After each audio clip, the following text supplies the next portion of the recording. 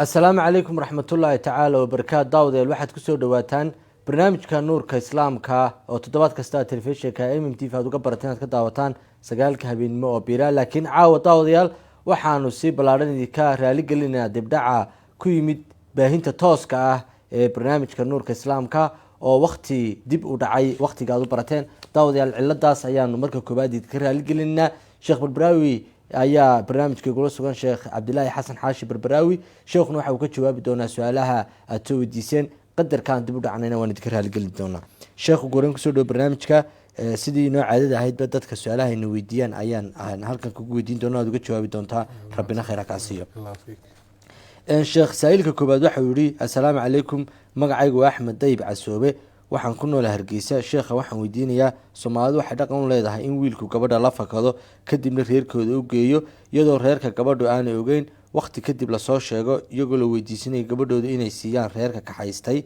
gabadhoodii waxayna ku tahay qasab inay bixiyaan gabadhii tacabka badan ay soo galiyeen maadaama la baxsaday arinta diintu maxay ka qabtaa alxamdulilah wasalaatu wasalaamu calaa rasuulillahi wacalaa aalihi wasaxbihi wasalama tasliima kathiira islaamka horti waxaa jiray dhaqamo badan oo ku saabsanaa guurka marka islaamku dhaqamadaasi guura ku saabsanaa ee aan wanaagsaneyn sharaftii milgaha aan lahayn meesha uu ka saaray waxaanu ka soo reebay noocan aynu naqaane imika aynu u badannahay waa gabadhii in loo geed fadhiisto oo weligeeda la weydiisto weligeeduna uu saasi ku bixiyo waana sida qur-aanka iyo sunnuhuba ay tilmaameen nabigu calayhi salaatu wasalaam wuxuu laa nikaaxa ilaa biwaliyin guur bilaa weli ansaxayaa ma jiro arrinkaasi la taga magacaasi dadkeena u yaqaaniin gabadha lala tegayo ama lala baxayo wax sax oo shareecada waafaqsan ma aha waayo waxaa ku jira khaladaad badan awalan ay ka mid tahay nin iyo gabadh aan xaas isu ahayn oo weli meheraan isugu dhicin oo iska haysanaya laga yaabo marka qaarkood labadooda quri inay israacaan oo safar iyo socdaal ay wada galaan mararka qaarkood ay dhacayso inay meel ku gooni noqdaan labadoodu oo khalwadii rasuulku xaaraantimeeyey calayhi salaatu wasalaam uu yihi laa yakhlu rajula bimra'atin ilaa kaana shaytaanu thaalithahumaa hadduu nin gabadh meel kula gooni noqdo ka saddexeeya shaydaanka ayuu noqdaa taasina way dhacdaa mararka qaarkood dee faaxisha iyo xumaan baaba laga yaabaa inay dhacdo waxaa kaloo dhacaysa dee in waalidka laftiisii laga nixiyo oo inantii ay baadi doonaan ay dhaleen amase mas-uulka ay ka ahaayeen marka arrinta noocaasi wax shareecadu ogoshahay maaha dhaqan wanaagsanna ma aha si toos oo badheera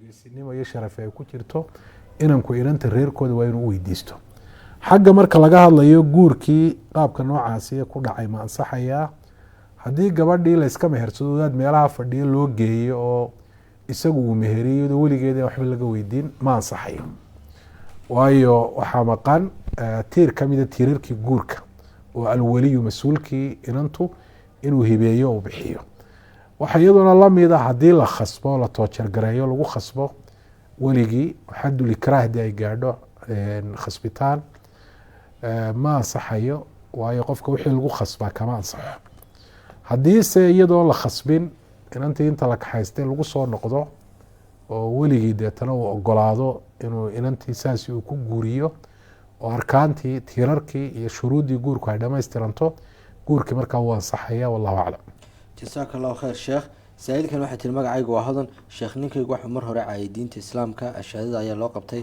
mar labaad ayuu ku laba jeer celiyey marka anigu waxaan isleeyahay waad furan tahay islaamku muxuu ka qabaa arrintaas masaladaas oo kale horena waynu uga hadalnay in diinta islaamka la caayaa waa gaalnimo bilaa khilaaf ilaahay baa subxaana watacaala yidhi walain sa'altahum layaquuluna inamaa kuna nakhuud wanalcab qul abillaahi waaayaati warasuuli kuntum tastahziuun laa tactadiruu qad kafartum bacda iimaanikum culamaa islaamna way isku waafaqsan yihiin qof qaangaadha oo miyir qaba oo cidina aanay khasbin hadduu diinulislaam caayo markii hore hadduu muslim ahaa inuu arintaasi diinta uu kaga baxayo uu noqonayo qof diintii islaamka ka noqday arintaasi markaa kolley axkaam badan baa ka dhalanaysa axkaamta ka dhalanaysa waxaa kamid ah axkaamta guurka la xidhiidha oo ninkaasoo kale ilaa uu toobad keenayo gabadh muslimada in loo guuriyaa ma banaana laa huna xilun lahum walaa hum yaxiluuna lahuna. nimanka gaalada dumarka muslimaadka xalaalu maaha, dumarka muslimaadkana nimanka gaalada xalaalu maaha.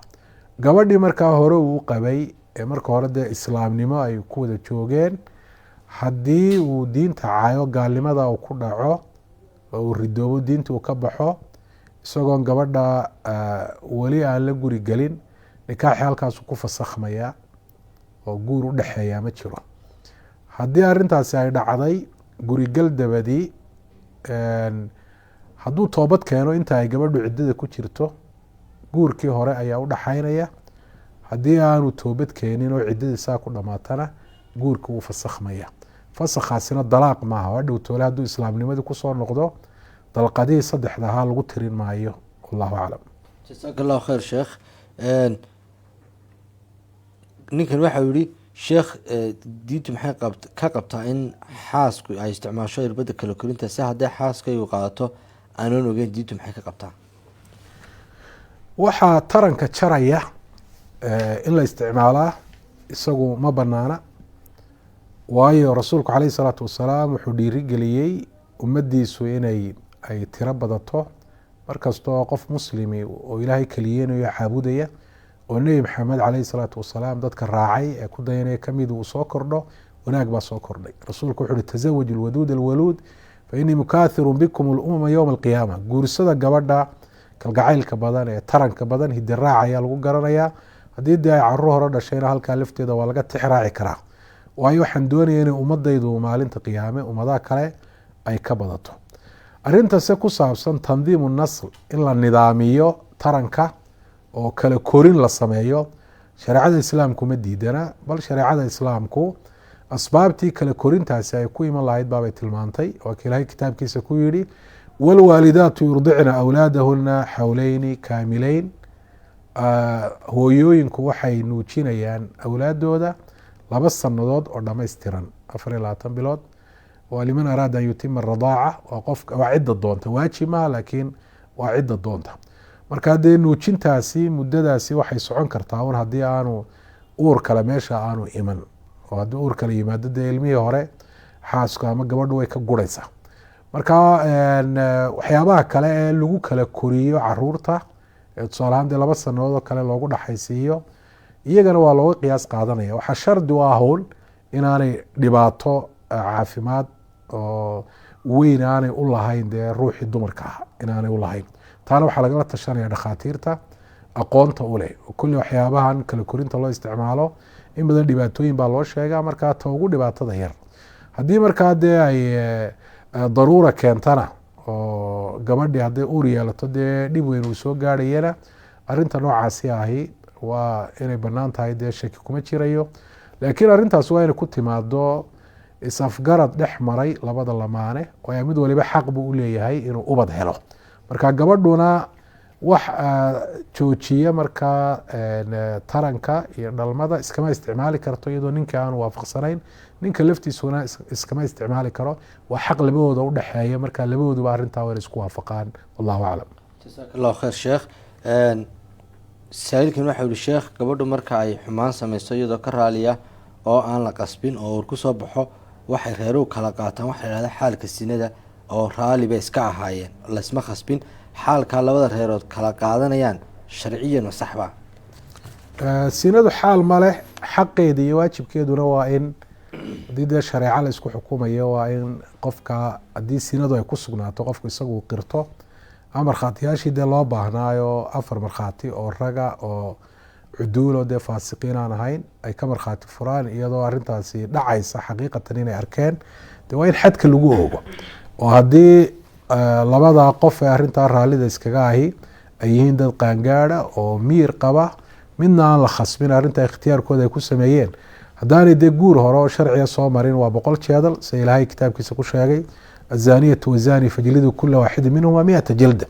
haddii ay guur hore sharciga soo mareen ama midkood soo marayna, qofka guur hore sharciga soo maray ee zinaystaa ciqaabkiisu waa in dhagax lagu dilo, siday tilmaantay aayad xukunkeedii aan la nasakhin laakiin lafdigeedii la nasakhay.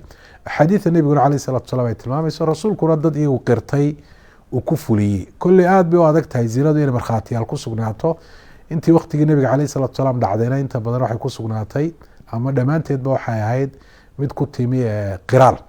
marka ciqaabkaasay mudan yihiin dadka xumaantaas sameeya, laakiin in iyaga laftooda dib loo xaal mariya waxa ay kamid tahay baa la odhan karaa waxyaabaha sahla zinada, oo dadkii iyagoo is ogol ikhtiyaarkooda ku zinaystay haddana in wax lagu kala qaato oo kaanama in dee gabadhii un meel lagaga dhacay, haddii dee la khasbay oo kale oo la xoogay, taasi waa iyadu dembi kuma laha.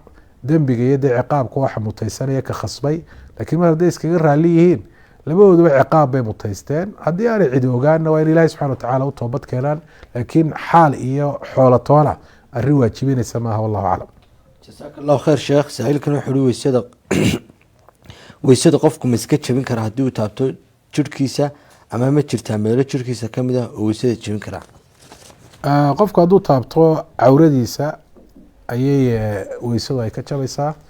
weliba cawradiisa waa haddii uu ku taabto gacantiisa, weliba intan hoose dee baabacadan cad iyo faraha intooda cad hadduu ku taabto iyadoo waxba aanay udhaxayn, markaasay weysadu ka jabaysaa. saasaana axaadiista nebigu caleyh salatu salaam ay tilmaantay. rasuulku caleyh salatu salaam wuxuu yihi man masa dakarahu falyatawada, qofka xubintiisa taabtaa ha weysaysto. laakiin jirhkiisa kale taabashada uu taabtaa qofka weyse ka jebin mayso. sidaasoo kale haddii xubintiisa lafteeda ama cawradiisa uu ku taabto meelaan gacanta xaggeeda hoose aan ahayn, weysadu ka jabi mayso. wallahu aclam. jasaaka allahu khayr sheekh. saa-iilkan waxa uu ina weydiinaya su-aalah, haddii aniga oo nool xoolahayga aan badh qaybiyo oo xoolaha intaan qaybiyo u kala badiyo ubadka, markaas inta soo hadhayna aan idhaahdo hadhow dhaxla, diintu maxay ka qabtaa? waase hadiise wixii aan qaybiyey hadhow ma la wada dhexlayaa, mise waxa aan reebay unbaa la dhexlayaa? qofku ubadkiisa xoolihiisa wuu siin karaa, laakiin haddii baahida ay ka siman yihiin siintana waa inuu ka simo. haddii baahidoodu ay kala badan tahay oo dee mid tusaale ahaan baahi gaara uu leeyahy, tusaale ahaan dawo u baahan yahay, ama uu u baahan yahay dhar uu u baahan yahay, ama waxbarashadiis tusaale ahaan dee kharash gaar ay u baahan tahay oo kuwa kale ka qaalisan, taasoo kale dee inuu kala badiyaa wax dhibaato ama laa xaajada iyo baahida keentay awgeed. laakiin wixii baahidiisa ay ka siman yihiin inuu u kala badiyo waalidku maaha, sida isaguba u jecel yahayna dhammaantoodba xagga samafalka ay isku mid u ahaadaan, isaguna xagga cadiyada iyo siinta waa inuu ka simo. saxaabigii la odhan jiray nucmaan ibnu bashiir wuxuu nabiga caleyh salaatu wasalaam ka wariyey in rasuulka caleyhi salaatu wasalaam aabihii uu markaa u sheegay inuu doonayo inuu si gaara inankiisa waxu siiyo. weliba sida axaadiista ama riwaayaadka qaar ay tilmaamayaan tala xagga soo jeedin xagga hooyadii ka timi bay ahayd. rasuulku caleyhi salaatu wasalaam wuxuu yihi itaqu llah wacdiluu beyna awlaadikum, ilaahay ka baqda awlaadiinana sima oo u cadaalad sameeya. waxaa kaloo rasuulku uu ku yihi laa tushidnii calaa jawr, arrintaas waa dulmi markhaati hayga dhigin. lakiin haddii waalidku waxa weyaan uu ka simo oo mid walba xoolihiis wax kamida uu siiyo, dee ka uu siiye baa iska leh. hadhow toole haddii uu dhintana lama odrhanayo ha laysku daro dib ha laysugu celiyo dhaxal bay noqonayn, waayo waa xoolo qofkii lahaa uu bixiyey isaga oo nool, qofkii uu siiyeyna uu mulkiye o uu yeeshay. wallahu aclam. jasaaka allahu khayr sheekh. waxa uu yihi saa-ilkani, sheekh xaaskaygaan qabay oo iga dhimatay allahu naxariistee, inan iyadoo ay nin kale u dhashay ma guursan karaa? dumarka ninka xaaraanta ka waxaa kamid ah arabiiba. rabiibaduna waa bintu zawja wey, waa xaaskiisu inanta ay dhashay. warabaa'ibukum allaati min nisaa'ikum allaati dakhaltum bihin. mar hadduu xaaskaa la guri galay inanteedii xaaraan ayay ka noqonaysaa, si abadii baana xaaraan uga noqonaysaa, markaa ma guursan karo. wallahu aclam. jasaaka allahu khayr sheekh. saa-iilkan waxay tihi magacaygu waa deeqa nuur oo nairobi joogta. sheekh waxaa laigu leeyay deyn taas oo ah 500 oo kaasha oo ah lacagta hore ee somalilan ay ka bedeshay gobolada bariga. waxaana igu lahayd qof dumar ah oo markaan lacagta ka qaatay joogtay magaalada burco, kadibna gabadhii xidhiidho aan sameeyey waan la waayey, meel aan u raacana garamaayo, cid aan weydiiyo oo kala toona garamaayo. lacagtaas sideen iskaga bixin karaa? iisoo sheeg, iyo qiimaha aan barbar dhigi karo lacagtaa la bedelay. deynta lagu leeyahay waajibka waa inaad iska bixiso oo xaqaa ciddii lahayd aada gaadhsiiso. arintaasna waa inaad dadaal iyo juhdi aad ku bixiso. markaad arintaasi dadaal ku bixiso, haddii ay waxba ka suurtoobi waayaan oo qofkii aada weydo oo lagu garan waayo, marka waxaad samayn kartaa inaad xoolahaasi maalgelin ugu samayso, si haddii dee maalin un qofkii aada u hesho xoolihiisa iyo wixii ay dhaleenba aada u siiso. waxaa kaloo aad samayn kartaa inaad u sadaqadayso oo hadhow toole haddii aad kulantaan ama aada heshana aada u sheegto, hadduu raalli ku noqdona arrinku saa ku dhammaado. haddii kalena uu idhaan xoolahaygii baan doonayaana markaa xoolihiisii aada u magdhowdo. xagga lacagtaa la bedelay, mar haddii lacagtii aanay hadda shaqaynahayn, iyadii kuma deyn bixi kartid, waa iyadu wax qiimo ay leedahay ma jirto. laakiin qiimihii maalinta ay maraysay ayaad deyntii aada ku bixinaysaa. wallahu aclam. jasaaka allahu khayr sheekh. waxa uu yihi arrin saynis ayuu nasoo weydiiyey saailkani. wuxuu yihi sheekh, qur-aanka alla waxa uu ku sheegay inuu dhulka fidiyey, isla qur-aanka ayuu aayad kale ayaa jirta oo iyana rabbi ku sheegay in dhulka iyo samada la kala fujiyey. bal sheekh, labada aayadood isku kay waafaji. labadaasi aayadood in wax ay diidmo ay isdiidayaan waxa weeyaan kama muuqato. oo ilaahay subxaana watacaala dhulka waa fidiyey, samada iyo dhulkuna markii hore inay isku dheganaayeen buu ilaahay tilmaamay oo la kala fujiyey. marka ima muuqato si ay labadaas isaga hor imanayaanba. wallahu aclam. waad mahadsanta sheekh, jasaaka allahu khayr sheekh. waxa uu yihi sheekh, magacaygu waa yaxye maxamed. sheekh, waxaan weydiinaya in qubuuraha faatixada loo maro ama loo akriya alxamdulilah ma xalaal ba? nabigu caleyhi salaatu wasalaam wuxuu sameyn jiray, ummadiisana uu baray, markuu xabaalaha booqdo ama dee qofku uu soo maro, duca loogu duceeyo dadka muslimiinta ah ee xabaalaha ku aasan. laakiin in faatixada waxa weeyaan la akriyo oo dadkaa dhintay loo akriyo, rasuulku caleyhi salaatu wasalaam wuxuu sameeyey maaha, ummadiisana muu barin. wallahu aclam. jasaaka allahu khayr. saailkan waxay tiri sheekh, account nin leeyahay ayaan ka qaatay lacagtaas oo aan ogeyn, waanan ku shaqaystay. lacagta accountka ayaan ugu celiyey. markii dambe waan u sheegay inaan lacagta accounkiisa kala baxay, iina hibe ayaan ku yidhi. hadduu ii hibeen waayo wax dembi ah miyo ku jiraan se lacagtii may xalaalabisa? haddii aanu ii hibeyna maxaa yeelaya? arrinta noocaasi waa tuuga weye. tuugaduna waa xaaraan, waana dembi weyn oo ciqaab adduunye mid aakhiro labaduba ay ka dhalanayaan haddaan laga toobad keenin. waana tacadi iyo dulmi qofka aad ku xadgudubtay. rasuulku caleyhi salaatu wasalaam wuxuu yihi ina dima'akum waamwaalakum wacraadakum xaraamun calaykum ka xurmati yowmikum hada. qofna uma banaano qof kale xoolihiisa inuu qaato isagoon isagu aan u ogolaanin oo aan u fasixin. waajibkuna waa inaad qofka xoolihiisa aada u celiso. haddii uu kuu hibeyn waayena oo uu kuu xalaaleyn waayo xoolahaasna waa xaqiisii inaad u celisaa waajib kugu ah. haddaad u celin weydo sa aad ku dhimatana arintaasi kamaad toobad keenin bay noqonaysaa. oo shuruudda towbada waxaa kamid a haddii xaq bani aadam aad ku gaftay inaad bani aadamka xaqiisii ka xalaashato uu kaa saamaxo, ama xaqiisii hadduu yahay dee wax loo celin karo sida xoolaha oo kale, ama dhiig aad ka daadisay oo dee magadhowgiisa aad siin karto inaad xaqiisii aada u celiso. xoolaha haddii aad ku shaqaysayna xoolihii markaa raasamaalka ahaa waa inaad u celiso. sidaasoo kalena waa inaad u celiso wixii xoolahaasi macaash ay soo saareen. culimada qaarkood waxay qabaan qofku haddii xoolo uu dhaco amase uu xado oo ku shaqeeyo, faa'iidada iyo macaashka xoolahaas ay soo saaraan, in qofkii xoolaha lahaa iyo kii ku shaqeeyey ay wada yeelanayaan oo ay kala qaybsanayaan. waayo xoogga ayuu isagu leeyahay, qofka kalena xoolaha ayuu lahaa. wallahu aclam. jasaaka allahu khayr sheekh. waxay tiri magacayga waa Saynab Jiri Hirid oo joogta dalka Turkiga. su-aasheyda aan sheekha weydiinaya waxay tahay, sodogay aabe ma ku oran karaa? diintu maxay ka qabtaa? wax dhibaati kuma jirto. waxaa la diiday qofku inuu ku abtirsado qof aan dhalin, oo an yantasiba ilaa gayri abiih. oo rasuulku caleyhi salaatu wasalaam kufri uu ku sheegay oo macnaheedu yahay arrintaasi dhaqan gaaleed inay tahay, inuu dhahdo qofkana ay dhalo caadi ugu abtirsanayo. laakiin qof weyn oo dee uu ixtiraamayo, sida tusaale ahaan ninka hooyadii qabo oo kale haddii ay dhacdo, ama dee gabadha ninka sodoga u ah, ama inanka sodogii oo kale, aabba inuu ku dhahdo min baab alixtiraam wataqdiir, iyadoo xurmeyn iyo qadarin inuu uga jeedo ku abtirsasho aan uga jeedin wax dhibaato kuma jirto. waxyaaba u daliila waxaa kamid a saxaabiga la dhaha Anas ibn Malik radi allahu canhu sa muslim uu ku wariyey saxiixiisa hooyadii waxay u dhaxday aabihii dabadii saxaabiga la odhan jiray Abu Talxa.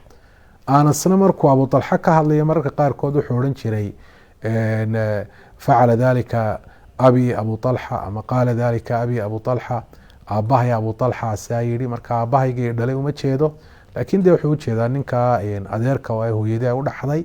marka xurmayn iyo qadarin haddii looga jeedo wax dhibaataa ma laha, laakiin abtirsiin haddii looga jeedo ma banaano. wallahu aclam. sheekh waad mahadsanta, jasaaka allahu khayr. saa-iilkani waxau yihi magacaygu waa Muxiidiin Yaasiin Cabdilaahi oo jooga Minnesota Maraykan. sheekha waxaan weydiinayaa, sheekh haddii aan lacag u diro gabadh aanan qabin, diintu maxay ka qabtaa? se lacagta ayay soo dirto gabadh aan sidoo kale aanan qabin, maxay diintu ka qabtaa? qofku mar hadduu yahay qof miyir qaba oo qaangaada, islamarkaa qof safiiha oo wax magarataa oo bilaal xejcelaa oo xayiraad la saaro xoolihiisii laga xanibeyn aanu ahayn, xoolihiisa dadka wuu siin karaa. sadaqad ha noqoto, hadiyad ha noqoto, hiba ha noqoto. rag buu siin karaa, dumar buu siin karaa. dumarka laftooda xoolahooda ragga way siin karaan. ta muhimka waxa weeyaan un dee xooleysa siintaas inaan shar iyo dhibaato kale, xumaan kale inaanay daba soconon. wallahu aclam. sheekh waxa uu saa-iilkan la weydiiyey laba su-aalood. sheekh waxaan ujeedaa waa laba su-aalood oo laba saa-il la weydiiyeen, laakiin way isku soo dhow yihiin, markaa waan jamcin doonaa. waxa u dhigan su-aalo sidan, waxa uu yihi jinaabada ma ka gabagabaysan karaa sheekh? su-aasha kale oo u dhowna xodhanaysaa, qofka jinaabada meerashadeeda xubnaha jidhka ma meeshuu doona ayuu ka bilaabayaa ee waajibka, mise meelo ay waajib tahay in laga bilaaba ayaa jira? janaabada in laga maydha waa waajib, sida ilaahay subxana watacaala kitaabkiisa ku sheegay, wain kuntum junuban fataharu. haddii aad janaabo leedihiin tahaaro qaatu ilaahay subxana watacaala, waa in laga maydho janaabadii. biyo in lagu maydho ayaana waajiba. qofkuna iskama gebagabaysan karo. gebagabaysigu shuruud gaara ayuu leeyahay. shuruuddiisa waxaa kamida dee qofkii inuu biyo waayey, falam tajiduu maan fatayamamu, oo hadduu biyo helayo islamarkaa biyahana uu isticmaali karayo, isticmaalku dhibaataan ku keenahayn, inuu biyaha ku maydho ayaa waajiba. waxaa kaloo gebagabaysigu u banaan yahay isagoo biyihii haya, haddana biyihii inaanu isticmaali karin, oo tusaale ahaan wuxuu u haystaa inuu haraadka iskaga ilaaliyo biyahaas. marka dee nafta in la ilaaliyo ayaa ka horeysa in janaabada la iska maydho. biyaha naftu ku ilaalinaya waanu gebagabaysanaya. waxaa lamid a hadduu qofku tusaalaan xanuunsanayo oo uu ka baqayo hadduu biyahaasi isticmaalo inay dee dhibaato caafimaad ay soo gaadho, uu dhinto ama xubnaha qaarkood ama manfacadooda uu waayo, amaba sadee xanuunkii hayay inuu kusii kordho ama bogsashadiiba dib inay u dhacdo. markaasoo kale wuu gebagabaysan karaa qofku. oo ilaahay subxana watacaala diinta culays kama dhigin, wamaa jacala calaykum fi ddiini min xaraj. qawaacidda shareecadana waxaa kamid ah almashaqatu tajlibu taysiir. xaaladda adagi waxay keentaa fudayd xagga axkaamta ayay keentaa. haddii qofku saasoo kale uu ka baqayo biyaha qabowgooda, uu isleeya waad ku dhiman, ama dee xubnaha qaar baad ku waayey, ama xanuun baad ka qaadi doontaa, ama xanuunku hayay baad tusaale ahaan kordhi doono, ziyaadi doona, ama bogsashada dib u dhici doonta, markaana wuu iska gebagabaysan karaa. haddii wax biyaha uu ku kuleeyo ama wax biyaha markuu ku maydho uu dugsado oo dee qabowga uu iskaga ilaaliyo aanu haysan. laakiin dad fara badan way iska fududaystaan iyadoo qabow yar uu jiro oo aan waxba yeelahayn biyahaasi, haddii uu ku maydho ayaa laga yaaba in iska gebagabaystaan. iyagoo biyaha diirin karo kuleyn kara ayaa laga yaaba in iska gebagabaystaan. iyadoo laga yaabo gurigiisa inaan biyo welin baa laga yaabaa, laakiin dee biyi uu helaya qofku. waxaa laga yaabaa inuu dee dadkan jaarkiisa uu ka helo, ama dee dukaanba uu kasoo iibsan karaba biyihii, oo dee qiimihii awalba la siin jiray uu ku heli karo. marka in la fududaysta maaha, oo dee daruura ayaa keenta waxaan loo yaqaano gebagabaysiga, iyadoo aan jirin markaa in la iska gebagabaysta maaha. wallahu aclam. jasaaka allahu khayr. ta kale ku saabsan ta kale xubnaha meelo gaar ah baa jira oo jidhka kamid oo laga bilaabay. maydhashadu iyadu weysadaa tartiib leh, oo xubnuhu saa u kala horeeyaan ay waajibtay in loo kala horeysiiyo. in wejiga laga bilaabo, gacmaha, madaxoo la masaxo, lugaha oo la maydho. laakiin maydhashadu iyadu tartiib ma laha. hadduu xagga hoose lugaha kasoo bilaabo iyo hadduu xagga sare ka bilaaboba way ansaxaysaa maydhashadu. waajibku waxa weeyaanuun qofkaa jinaabaysan ama maydhasha ku waajibtay in biyuhu ay jidhkiisoo dhan ay wada gaadhaan, dhinacu doonayaba ha kaga keeno. meedhashada waajibka intaasi ku xasilaysaa. laakiin sida sunnihii waxa weeye qofkii janaabo ka meedhanaya suu nabigu calayhi salaatu wasalaam samayn jiray inuu marka hore istinjoodo, kadibna inuu weysaysto qofku xubnihii weysada uu meedho, kadibna biyaha intuu xantoobiyo ama uu qaado inuu madaxiisa ku shubo 3 jeer, kadibna jidhkiisa oo dhan inuu biyaha ku burqiyo. taasi waa meedhashada sunnaha ah. laakiin waajibka wuxuu ku dhacayaa inay biyuhu jidhkiisa oo dhan wada gaadhaan iyadoo ay la socoto niyeysi uu niyeystay inuu isdaahiriyo ama inuu janaabo ka maydho. wallahu aclam. jasaaka allahu khayr sheekh. su-aashan waxa uu saa'ilku yidhi sheekh, haddii qofku salaad ilaawo isla markaasna u xasuusta ay salaad kale waqtigeedii taagan yahay, tii ayuu horeysinaya. tusaale ahaan salaadii casar ayuu ilaaway, kadib u xasuustay iyadoo salaadii maqrib lagu jiro, muxuu yeelayaa? salaadiiba horeysinaya. haddii isagoo salaadii maqrib ku jira oo imaam iyo maamuumku doonayaba ha noqdee uu xusuusto in salaadii casar tusaale ahaan lagu lahaayo dee uu ilaabay oo ay ka tagtay, salaadaa uu galay buu dhamaystirayaa. marka uu salaadaa dhameeyana tii ka tagtay ayuu tukanayaa. taa marka hore uu ku jirayna waxba qalayn maayo, dib ugu soo celin maayo. koleba masale culimadu isku khilaafaan, laakiin sida saxda u dhowi waa sidaas. haddaanuse weli salaadaa gelin, ta dambe weli muu gelin, waa in tii lagu lahaa uu horeysiiyo. waana si uu sameeyey nebigu calayhi salaatu wasalaam oo maalintii dagaalkii axzaab salaadii casar buu nebigu calayhi salaatu wasalaam ilaabay, wuxuu xusuustay iyadoo qoraxdu ay dhacday, casar buu tukaday, kadibna nebigu calayhi salaatu wasalaam salaadii maqrib ayuu tukaday. waxaa taa shardi u ahun salaada waqtigeedu joogaa inaanay bax ahayn, waqtigeedu aanu bax ahayn. taa waqtigeedu jooga hadduu waqtigeedu uu baxayo, hadduu israa tii hore tuko, taa waqtigeedu jooga ayuu horta tukanayaa, kadibna tii hore ee dhaaftay ayuu qallaynayaa. oo inuu labadaba waqtiga ka wada saaro maaha. wallahu aclam. jasaaka allahu khayr sheekh. waxa uu yihi saa'ilkani sheekh, su-aasheedu waxa weeyaan haddii marada aan xidhanahay daahir aan ahayn, salaada aan ku tukado maxay noqonaysaa xukunkeedu? salaada shuruuddeeda waxaa ka mid a qofka jirhkiisa, qofka tukanaya jirhkiisa, maradiisa iyo meesha uu ku tukanaye xubnihiisa uu dhigayo intuba inay najaaso daahir ay ka tahay. markaa qofku hadduu ku tukado mare uu og yahay inay najaaso leedahay, salaadiisu ansixi mayso. salaada uu ku tukadayna waa inuu dib ugu celiyo, waayo waxaa maqan shardi ka mida shuruuddii salaada. wallahu aclam. jasaaka allahu khayr sheekh. saa'ilkan waxa uu yihi sheekh, xukunka shaxaadku muxuu noqonayaa? ma dawarsiga ayuu xukun noqonayaa mise wax iska caadiya?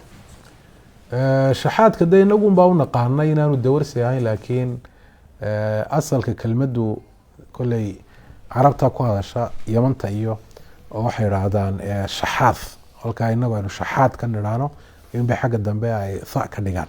marka waxay dhahaan fulanun waa shaxaad, yani hebel waa dawarsade, saasay idhahdaan. marka masaladu waxay u noqonaysaa un qofka miyay u banaan tahay inuu dadka xoolahooda weydiisto? magacu doonayaba weydiintaa ha u bixiye. haddii arrinta noocaasiya aanay baahi keenin, ma banaana inuu dadka xoolahooda weydiisto. oo qofka muslimka waxaa loo diidayaa inuu dulloobo, oo dee su-aasha iyo baryadu qofka way dulleysaa, xataa maankiisa iyo garaadkiisay hoos u dhigtaa. marka dambe qof khalkhalsan oo jaangowracan ayuu qofku u noqdaa. nebiguna calayhi salatu wasalaam axaadiis tiro badan buu kaga digay su-aasha iyo baryada aanay baahi keenin. oo rasuulku wuxuu tilmaamay inuu maalinta qiyaamo imanayo iyadoo wejigiisa hilibka laga dhameeyey oo laf markaa qayaxan wejigiisa uu yahay.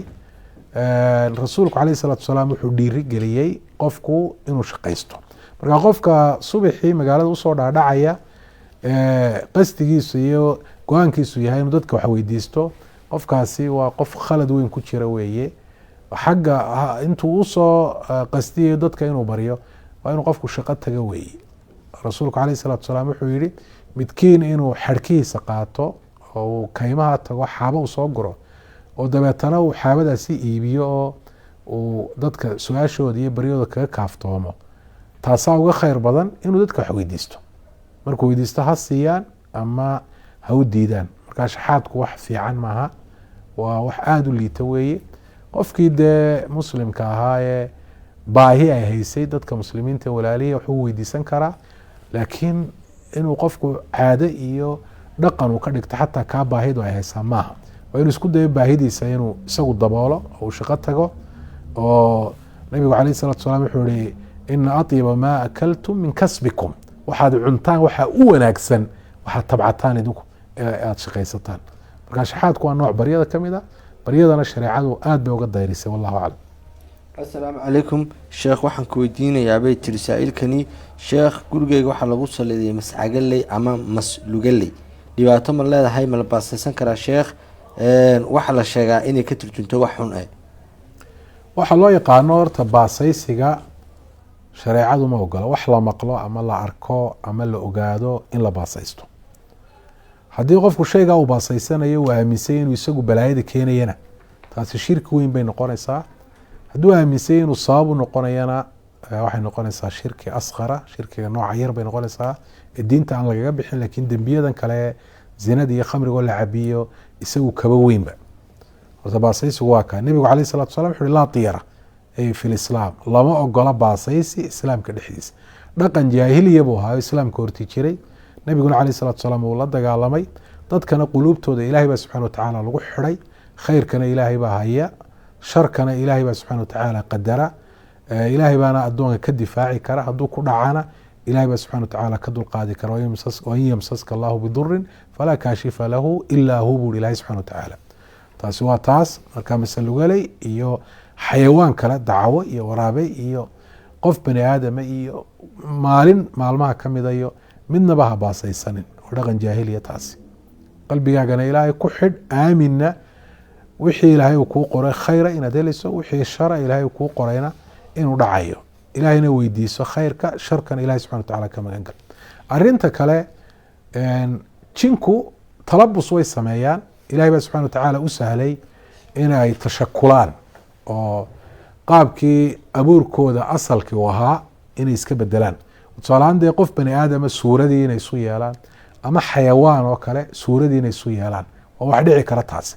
laakiin inagu xayawaanka hore haddaynu bisad aragno tusaalahaan madow ama aynu aragno masalugaley ama dee mas kalaba ma odhan karno waa jin, ma odhan karno. waa dhici karta in jinkii isku soo suuriyey u yahay. waxa kaloo dhici kara inuu xayawaankii yahay ilaahay subxana watacaala saa u abuuray oo jin ba aanu ahayn. marka rasuulku calayh salaatu wasalaam wuxuu diiday masaska guryaha soo gala in la dilo marka laba laga reebo, ka markaa dabagooska iyo ka halkaa labada liid ku leh markaa dhabarka, kuwaas iyagu waa halis weeye oo dee qofka ay ku saydhaan ay kaga soo qaadaan. laakiin masaska kuwa iyaga waa la dilaya guriyo meel kastoo ay soo galaanba. laakiin masaska kale guryaha soo gala rasuulku calayh salatu wasalam wuxu uhi markiiba ha dilina, waayo dee jinba ayaa ku talabuso marka qaarkood qaabkii maska isu yeela. marka dee waxaan inuu jin yahay baa dhici karta. marka maxaa laga yeelaya? waa la abhinaya. war gurigeyga iga bax baa la odhanayaa tusaalahaan 3 jeer. haddii uu baxo dee kala nabad gashe, hadduu bixi waayana markaa dee jin iyo wuxuu doonayaba ha noqdee waa daalim kusoo gardaraystay, markaa waa dili kartaa. qofkuna waa inuu iska ilaaliyo waswaaska oo xayawaanaadka haddii halkaa qorata ay marto ama masalugaley ama bisad madow baad aragto, haddaad markiiba aaminto waxaas inuu jin yahay, baqa iyo waswaas baa ku gelaya. waxaan inuu xayawaan yahay un ula dhaqan. jinkana sharkooda ilaahay subxana watacaala ka magan gal. wallahu aclam. jasaaka allahu khayr sheekh. su-aashan wuxuu odhanayaa saa-ilkani dhammaan waan salaamaya bahda mm t v. waxaan halkan aada uga salaamaya sheekh cabdilaahi, allah xifdiyo sheekha iyo cid kastoo taagan ka horqaadada diinta alleh, allah ku xifdiyo. salaanta waan kaa qaadnay. magacaygu cabdiraxmaan maxamed jaamac ayuu yidhi. sheekh su-aashaan raba inaan ku weydiiyaa waa su-aal caqiida. waxaana weeye nebi maxamed markuu dhashay sala allahu caleyhi wasalam nebi iyo rasuul miyuu ahaa, mise markuu 40 jir gaadha ayuu alle nebi iyo rasuul ka dhigay? nebi ciise markuu sii sheegay wuxuu ku sheegay rasuul iman doona gadaashii ama dabadii oo la dhaho axmed. halkaas sheekh tacliiq bal iisaar. jazaaka allahu khayran baynu leenahay. ducadaasi ilaahay subxana watacaala ka abaalmariyo. nebi maxamed caleyhi salaatu wasalaam iyadoo nebi aadan ba ilaahay oo aanu abuurin ayuu qadar ahaan nebi u ahaa, oo macnaheedu yahay ilaahay subxaana watacaala iyadoo cid ba aanu abuurin buu sii ogaa inuu nebi maxamed caleyhi salaatu wasalaam uu nebi noqon doono, ilaahay u waxyoodo dadka diinta inuu ugu yeedhana uu u diro. arrinkan ilaahay lawxul maxfuudka ayuu ku qoray, waanu doonay ilaahay subxana watacaala arrintaasi inay saas ay u dhacdo. markaa qadar ahaan buu nebi u ahaa nebi maxamed caleyhi salaatu wasalaam. dee ambiyadii horena qaar ilaahay waxyi ugu sheegay sida nabiy llaahi ciisa oo kale inuu waktigaa iman doono nebi maxamed la yidhaahdo oo de waanata keentay inuu kusii bushaareeyo taas iyaduna way jirtay. laakiin xagga sharci ahaan nebi maxamed alayh salatu salam wuxuu nebi noqday maalintii dee loo waxyooday. waxaa nebi uu ku noqday nabigeenu alayh salaatu wasalaam suuratu iqra aayadaha u horeeya markii lagu soo dejiyey, waxaana dee uu rasuul noqday markii la diray ee lagu soo dejiyey bilowga suuratu mudathir, ya ayuha almudathir qum faandir warabaka fakabir.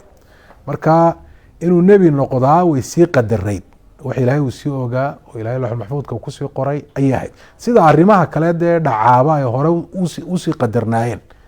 oo tusaale ahaan luqmaanow adigu iyadoo nebi aadam aanu jirin ayay qadarayd in waalidka ay ku dhalaan oo magacaa lagu bixiyo oo dee ninkaa luqmaan la yidhaahdo aada noqoto.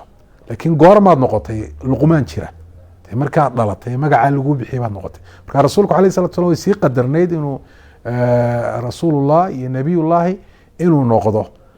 laakiin arrintaasi waxay dhacday oo waaqic ay noqotay markii loo waxyooday dee waxyiguu ku bilaabmay, markaasuu rasuul nebiya uu noqday. wallahu aclam. jasaaka allahu khayr sheekh. daawadayaal barnaamijka nuurka islaamka ayaad nagala socotaan oo barnaamijkan uu habeen kasta su-aalaha kaga jawaabo sheekh cabdilaahi xasan xaashi berberaawi oo kamid ah culimada waaweyn ee dalka. sheekhu su-aaliina ayaa halkan kaga jawaab aad kasoo wejisaan dalka gudihiisa iyo dibadiisa iyo caalamkaba idinkoo adeegsanaya lambarada kala duwan. waxaan idinka raaligelinaa qadarkii barnaamijka caawa dib u dhacay, waxaana kusoo shaqeynaa gabagabadii barnaamijka. sheekh saa-ilkan waxa uu yihi su-aashaydu waxa weeyaan mar kastoon maqlo wacdi diiniya ama aakhiro ama waxyaaba laga hadlayo oo ku saabsan wacdi iyo waano waa naxaa jidhki waa i gariiraa, talow taas maxay noqon kartaa sheekh? arrintaasi laba midkoodba way noqon kartaa. ta koowaad oo ah dee in arrinta noocaasi ay ku geliso baqa ilaahay subxana watacaala aad ka baqdo iyo xaaladaha adag ee aakhiro yimaada, amase dee qalbigaaguba inuu khushuuco oo deetana dareenkii xagga qalbigee ku galay uu xubnahaaga uu soo gudbo. taasina waa sifo fiican, waana sifada ilaahay subxana watacaala uu u sheegay dadka muuminiinta ah marka qur-aanka ay maqlaan inay yeeshaan. allahu nazla axsana alxadiidi kitaaba mutashaabiha mathaniya taqshaciru minhu juluudu aladiina yakhshawna rabahum uma taliinu juluuduhum waquluubuhum ilaa dikri illah. sifadaasuu ilaahay ku sheegay marka qur-aanka ay maqlaan ayaa qalbigooda dabcaya, kadibna jirhkooda ayaa jirdhacoonaya, qur-aanku raad uu ku yeeshay awgii. taa way noqon kartaa, de waana dareemi kartaa inuu xaalkaagu sidaa yahay marka adigu aad miisaanka issaarto aad isqiimeyso. de waxaa kaloo ay noqon kartaa in dura ay kugu jirto, dadka qaarkood oo dee tusaalahaan ile ay ku dhacday ama dee jimba uu ku jiro ama sixir iyo wax lamida, marka had iyo jeeraale dee wacdi lasoo jeediye ilaahay baa yihi la idhaahdo, rasuulka caleyh salatu wasalaam sidaa yihi, daarul aakhira laga sheekeeyo, dee waxaas way ku kacaan oo isbedel way ku keenaan. marka labadaa midkoodba way noqon kartaa. wallahu aclam. jasaaka allahu khayr. su-aasha ugu dambeysa sheekh oo laba su-aalood saarana. saa-ilkan waxau yihi magacaygu waa cabdiraxmaan ibraahim. sheekha waxaan weydiinaya sheekh, dadka ciyaaraha daawada ee aadka ugu murma ee isku caaya diintu maxay ka qabtaa? sidoo kale sujuudda la sujuudo marka la dhaliyo gool diintu maxay ka qabtaa? sujuudda haddaynu ku horeyno kolley sujuudda haddii sujuudu shukri baa qofka sujuudaya laga yaabaa inuu uga jeedo. waxaa kaloo dhici kartaba inuu arrintaa dee u sameynayaba taqliidan lilkufaar, kudayasho gaalada ku dayanayo. ou leeyahy dee gaaladuba marka ay gool dhaliyaan waxay sameeyaan calaamadaha diintooda, marka ana dee waa in calaamadii diinteeda sameeyo. qof dee gaaladii markaa ku dayday oo wadadoodii ka dabagalay buu noqonaya. waxaa kaloo dhici karta dee in iyaguna ay isku dayanayaan nimanka kubadaha ciyaaraa. waxaa dhici karta inuu niyo kaloo wanaagsaniba ay ku jirto, uu isleeyahayba islaamnimada muuji oo diintaadii halkan ka muuji. laakiin arrintaasi waxaa dhici karta inay yeelato raad aan wanaagsanayn oo dee tusaale ahaan loo qaata, dadka gaalada ay u qaataan inuu dadka u sujuudayo ninkani, gaar ahaan kuwa aan aqoon sujuudani inay kamid tahay diinta islaamka. waxaa kaloo dhici karta maadaama dee meeshii la ciyaarayo, nimankan ciyaarayana dadkan daawanaya ay kala taageersan yihiin, kuwii goolka laga dhaliyey kuwii taageersanaa inay dee islaamkiiba ay nacaan, qofka muslimka iyo diintiisa iyo intaba inay isla nacaan waa wax dhici karta weeye. ta kale sujuudu shukriga waxaa la sharciyeeyey oo la jideeyey cinda tajadudi nicma aw indifaaci niqma. nicmo dee muctabara oo wax la sheegi karaahay markay qofka usoo cusboonaato oo ay soo dariso, ama dee dhibaato qofka kusoo socotay oo dee la ogaa in ay ilaahay uu ka difaaco. sa tusaale ahaan dee qofka gaadhibaaba sigayba tusaale ahaan dee waa arin mudan inuu ilaahay subxana watacala uga mahadnaqo, allihii subxana watacala ka badbaadiy. ama gaadhaa la qalimayo dhibaataba kamay soo gaadhin, ama dee dhibaato weyni kamay soo gaadhin, waa nicmad in ilahi subxana watacala uga mahadnaqo. taasoo kale sujuudu shukriga loola yimaadaa.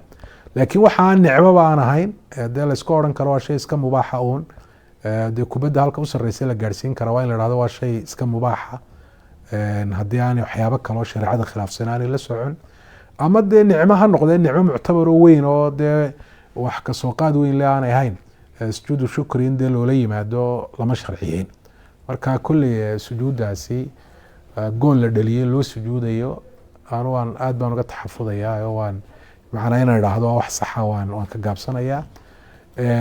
kolley kubaddana dee waxyaaba fara badan oo shareecada khilaafsan baa la socda marar badan, oo ay kamid tahay in cawradii raggu ay muujinayaan oo jilibka wixii dee ka sareeyaa waa cawra, ninka inuu muujiyaana ma banaana. saasoo kale xundhurtiisa wixii ka hooseeya isaguna waa cawro. marka dee marka qaarkood dee garankaba way iska bixiyaan, surwaalo gaagaaban bay xidhan yihiin oo dee cawrada ay muuqato. sidaasoo kale waxaa laga yaabaa dee dumar qaaqaawan inay meeshii ay fadhiyaan, ama muusig iyo waxyaaba noocaasa in laga garaacayo. marka haddii kubadda xataa haddii la ciyaarayo in waxyaaba noocaas ay ka madhnaato, waa inaanay qofka waajib seejin. oo dadka qaarkood baa dee salaadii faralka ahayd ay ku seegtaa kubadda ay ciyaarayaan ama ay daawanayaan. qaar baa soomkii bisha ramadaan saasoo kale uga taga, qaar ba waxay u sababtaa inay dee caytamaan, dad ay caayaan, ama inay dagaalamaan oo ay dee dhibaataba dadka kale ay u geystaan. marka haddii waxyaabahaasi ay wadato, asal ahaan kubadda in la ciyaaraa shay mubaaxa iska ahaato dee daliil xaaraantimeynaya ma jiro. gaalo ku dayashana kubad ciyaarista laguma sheegi karo, oo dee waxaa shayga cid waliba maanta ay ciyaaraysa weeyaanoo wax gaalada u gaaro iyaga dhaqan ay gooni maanta u leeyihiin maaha baa la odhan karaa, xataa haddii marka hore iyaga xaggooda ay kasoo bilaabantay. marka laakiin waa in la iska ilaaliya dee waxyaabaha noocaas oo dhan oo in laga digtoonaado. tan kale ku saabsan dad iyo kubaddii ciyaariba maayaan, way daawanayaan. waxaa laga yaabaa kubadda ay daawanayaan inay dee wakti badan uu kaga lumo, oo ay adduunyadooda xalaasha ah wax kaga faa'iideysan lahaayeen, amaba se dee cibaadiyo ilaahay subxana watacala ay ugu dhawaadaan ay samayn lahaayeen. manaa wakti badan maaha dee wakti yaroo kooban uma jeedo, wakti badan baa laga yaaba qofka inuu ku qaato daawashadeeda. wuxuu daawanayana waxaa laga yaabaa in waxyaabaha aynu hore u sheegnay inay ku jiraan. dee haddii ay raacdo wixii in lagu murmana, dee muranku sidiisaba xataa qofka inuu murmo xaq u leh ay shareecadu ku dhiirigelisay muranka inuu iska daayo. marka waxaana wax in lagu murmo istaahila maba ahaba. haddii dee muranka ugu sii gudbo in la iscaayana ama dee gacanba la isula tagana waa nooc safahaa, waa caqli dara weeye. waxaan wax allaale qofka wax ugu jiraa oo sahay aakhirana aanu noqon ahayn, adduunya isagay kasoo gelaysa aan aanay jirin, inuu qofku ku murmo oo wakti uu ku lumiyo ama uu ku dagaalamo ama uu ku caytamo, waa nooc min asafaaha weeye. wallahu aclam. jasaaka allahu khayr sheekh cabdilaahi xasan xaashi berberaawi oo daawadayaal habeen kasta oo salaasa maalin kasta oo salaasa habeenka arbacada soo geliso 9 habeenmaad si toosa uga barateen telefishinka MMTV uga daawataan barnaamijka nuurka islaamka oo idinka jahli saaro su-aalaha aad kasoo weydiisaan daafaha dunida idinka oo kusoo diraya isla markaasina kala soo xidhaya whatsappada iyo telefoonada shaashada ku qoran. waxaan markale idinka raali gelinaa gudahaanta iyo dibdhici caawa barnaamijka ku yimid sida tooska oo waqtigu bilaabi lahaa, balse intaas ayaan kusoo afmeernaa barnaamijka caawa. sheekh jasaaka allahu khayr. sidoo kale waxaan mahad celinayaa dhammaan baabahda MMTV ay gala qayb qaadatay isku dibridda iyo soo tabinta barnaamijka. intaaynu ku kulmayna toddobaadka dambe idinka rabbi waxaan kaga tegaynaa asalaamu allaahi calaykum waraxmatullaahi tacaala wabarakaatu.